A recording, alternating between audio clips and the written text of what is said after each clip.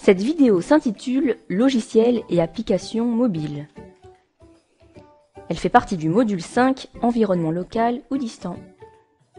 Vous savez aisément faire la distinction entre ce qui relève de l'environnement local et ce qui relève de l'environnement distant. Mais connaissez-vous la différence entre un logiciel et une application ?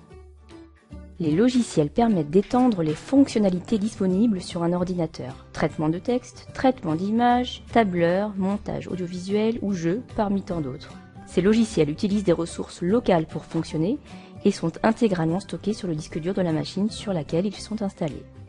Sur un smartphone ou une tablette, la démarche est différente et on ne parle pas de logiciel, qu'on ne pourrait pas installer, faute d'espace mémoire, faute de puissance. On travaille donc souvent en ligne pour profiter des capacités du cloud. Cependant, il n'est pas toujours possible d'être connecté et il est utile de disposer de quelques fonctionnalités installées en local qui sont bien entendu plus limitées que les logiciels. Du coup, pour les différencier du logiciel, on utilise plutôt le terme application. Pour des raisons de sécurité, et sans doute aussi commerciales, l'installation d'une application n'est possible en principe qu'à partir de boutiques des grands systèmes d'exploitation, comme App Store de chez Apple, Google Play de chez Google ou Windows Phone Store de chez Microsoft.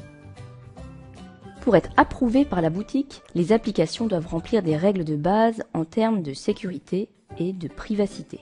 Mais ce premier contrôle ne garantit pas à 100% que l'application ne contient pas de malware ou de transfert de données involontaires à des fins publicitaires par exemple. Soyez donc bien vigilants, en particulier lors de l'installation de l'application, lorsque cette dernière demande en particulier des autorisations comme la géolocalisation, la communication réseau, l'accès à vos contacts ou le contrôle de votre appareil photo.